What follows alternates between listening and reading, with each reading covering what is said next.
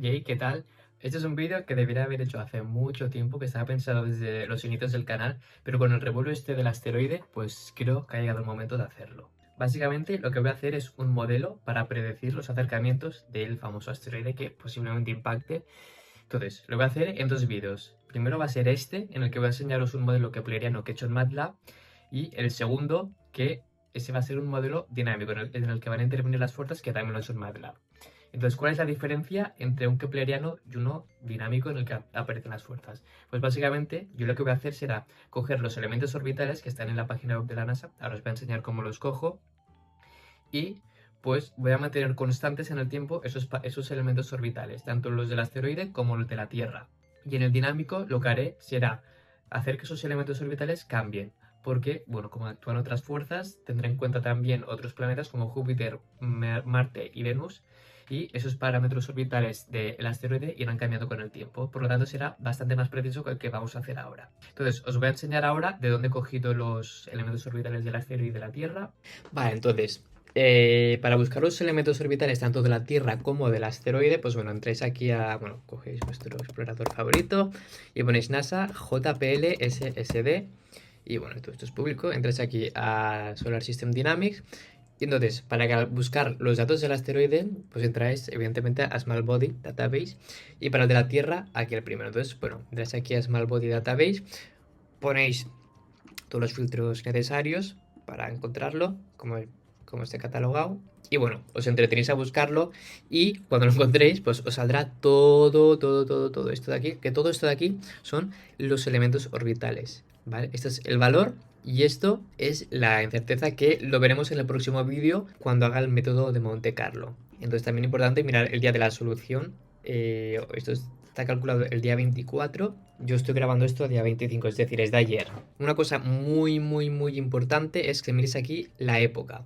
¿Por qué? Porque todos estos elementos orbitales están calculados para el 5 de mayo del 2025, no son de este momento de la solución. Entonces, como mis condiciones iniciales son todas del 5 de mayo, mis condiciones iniciales de la Tierra tendrán que ser también del 5 de mayo, porque si no, se me va a volver loco, no me va a dar ninguna. Entonces, para encontrar la de la Tierra, pues bueno, vais a donde he dicho, ¿no? Vais aquí a Horizon Systems, a App, y bueno, le dais aquí, pues, aquí le dais Osculation Orbital Elements, la Tierra, y bueno, eso sí, tenéis que colocar la fecha en la que queréis buscar.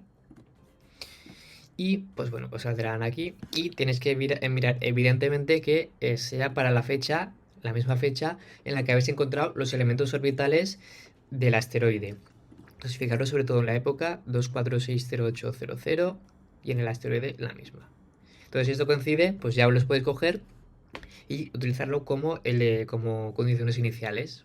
Entonces, una vez visto esto, básicamente calcular una órbita se basa en, primero, obtener las coordenadas polares tanto de la Tierra y del asteroide, y luego, una vez tienes las coordenadas polares, pasarlas a coordenadas espaciales. Punto, ya está. Y una vez tienes eso, ya tienes definida totalmente la órbita tanto de la Tierra como del asteroide, evidentemente. Entonces, para comenzar, lo primero que se hace es coger estos elementos orbitales tanto del asteroide y de la Tierra como condiciones iniciales. Entonces, yo como conozco las leyes de Kepler, lo que voy a suponer es que tanto la órbita del asteroide y de la Tierra son completamente redondas, son circulares. Entonces, usaré mis leyes de Kepler para saber la velocidad media de la órbita. Las leyes de Kepler, la tercera ley de Kepler me dice que la velocidad es inversamente proporcional al cubo de la distancia. Entonces, yo, una vez conozco la velocidad y tengo la anomalía media, que no voy a explicar porque ya está explicado en el otro vídeo de elementos orbitales, pues con esta formulita de aquí, que es cinemática básica, yo, aquí m es la anomalía media, n la velocidad media, y con esto, pues bueno, yo le voy dando valores de t y me irá diciendo la anomalía media en cada instante de t. Entonces, yo en mi caso, en este modelo estoy trabajando con intervalos de días porque no necesito más precisión, aparte que ya sabemos que es un kepleriano y no va a tener buena precisión. Entonces, dentro de cada día, es decir, de cada intervalo de tiempo que voy a escoger, voy a tener que hacer una serie de cálculos. Cuando termino esos cálculos, voy a calcular para el siguiente día, luego para el otro, luego para el otro y luego para el otro. Así, yo en mi modelo, como es para 2032 el impacto, he calculado más o menos 10 años. Me va a calcular aproximaciones para de aquí a 10 años de este asteroide. Entonces, para cada día tengo que hacer los cálculos. ¿Cuáles son los cálculos? Pues los que se puede decir ahora.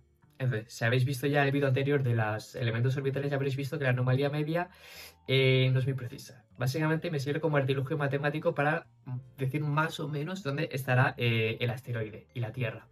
Entonces, para saber exactamente dónde está, necesito la anomalía verdadera. Pero para saber antes la anomalía verdadera, tengo que saber la anomalía excéntrica. Entonces, existe una ecuación que es la ecuación de Kepler, que es esta de aquí, que si yo conozco la excentricidad y la anomalía media, pues puedo conocer la anomalía excéntrica. ¿Qué pasa? Pues que como os estaréis fijando, la anomalía excéntrica está tanto suelta como dentro del seno. Y eso es fatal. ¿Por qué? Porque no lo puedes aislar. Entonces, la única manera de obtener la anomalía excéntrica es mediante un método iterativo. Yo en mi caso, aquí en MATLAB, el que he utilizado es el de Newton-Raphson. Ahora tenemos por fin la anomalía excéntrica a partir de la anomalía media que he calculado. Ahora necesito la anomalía verdadera. ¿Cuál es la anomalía verdadera? Pues la calculo con esta formulita de aquí. Entonces, una vez tengo la anomalía verdadera, ya tengo casi definido la posición del asteroide en coordenadas polares. ¿Por qué? Porque las coordenadas polares son un ángulo y una distancia. Entonces, ahora ya tengo el ángulo donde está, que es la anomalía verdadera. Ahora solamente me falta la distancia. ¿Cuál es la distancia? Pues la puedo sacar muy fácil con la ecuación en coordenadas polares de la elipse, ¿no? La distancia es esta. Entonces, una vez tengo esto, ya tengo por fin definida la posición del asteroide y de la Tierra también en coordenadas polares. Entonces, como las coordenadas polares son coordenadas en 2 dimensiones, no me van a decir la inclinación de los planos, solamente me van a colocar la órbita en un plano. Pero claro, como sea este plano, puede estar así, puede estar asado. Entonces, necesito más información. Y esta información la consigo con las coordenadas espaciales. Lo que voy a hacer ahora es coger estas coordenadas polares y las voy a pasar a unas coordenadas que se llaman perifocales. Que es, bueno, para pasarlas es como se ha hecho de toda la vida en el colegio, para pasar de coordenadas polares a espaciales, que es, bueno, con el seno y el coseno. ¿Cuál es la diferencia? Que las coordenadas espaciales de toda la vida que os han hecho en el colegio, bueno, tienen dos vectores unitarios y jk, ¿no? Que parten del origen. En este caso, en las coordenadas perifocales tendremos los vectores p, q y w. ¿Cuál es la diferencia? Pues que tienen unas direcciones especiales. ¿Por qué? Porque el vector P es el que va desde el foco, que ese es el centro del origen, ese es el origen de coordenadas, el foco, va a ir desde el foco hacia el perihelio. Después tenemos el vector unitario Q, que va a estar comprendido en el plano, pero perpendicular a P. Y luego tendremos el vector W, que va a ser perpendicular a los otros dos. Vale, y una vez tenemos esto, ya tenemos la posición del asteroide en coordenadas espaciales, tenemos que darle inclinación a este plano. Sus inclinaciones reales, que son las que están en los elementos orbitales que hemos cogido de la NASA, y lo único que hay que hacer es aplicar rotaciones a estas coordenadas. ¿Cómo? Pues bueno, esto lo hacemos con matrices. Entonces, los elementos orbitales que necesito para hacer estas rotaciones son la inclinación del plano, el argumento del perihelio y la longitud del nodo ascendente. Entonces, básicamente, multiplico estas tres matrices por el vector posición que tenía ya calculado hasta ahora, con el sistema de coordenadas perifocal, y finalmente pues ya tengo el vector posición. Como habré hecho esto tanto para el asteroide como para la Tierra, pues ya tendré la posición espacial de la Tierra y del asteroide. Entonces yo, una cosa que añadido en mi código es, como quiero saber los acercamientos, lo que he hecho es, pues básicamente, restar el vector posición de la Tierra y el del asteroide. Entonces, cuando tú restas dos vectores, pues te sale el vector que va del uno al otro, ¿no? De un extremo de uno al extremo del otro. Pues si yo calculo el módulo de ese vector, pues me sale la distancia que se encuentra. Entonces, yo tengo puesto en el código un numerito, que creo que he puesto 0,5 unidades astronómicas, que cuando la longitud de ese vector sea menor de 0,5 unidades astronómicas, me salga en la pantalla y me avise que hay un acercamiento, que es lo que considero un acercamiento en mi código. No le puedo pedir más precisión porque ya os he dicho que es kepleriano. En el próximo ya veréis que sí que es más tocho. Pero bueno, entonces cuando yo tenga esto lo habré calculado para un día. Todo esto que os he dicho es para un día. Entonces, cuando haya acabado esto, tengo que sumarle otro día a la primera ecuación que os he dicho de la anomalía media. Entonces, cuando tenga la anomalía media para el segundo día, pues repito todo esto que he hecho. Bueno, yo no, el ordenador. Yo he calculado, como el acercamiento más tocho es en 2032, pues lo que he hecho es calcular la disposición de la Tierra y el asteroide para de aquí a unos 10 años, más o menos, ¿vale? Y me han salido dos, ¿vale? Entonces voy a pasar a explicaros ahora un poco el código por encima para que lo veáis, y le doy al play y vemos los resultados que salen.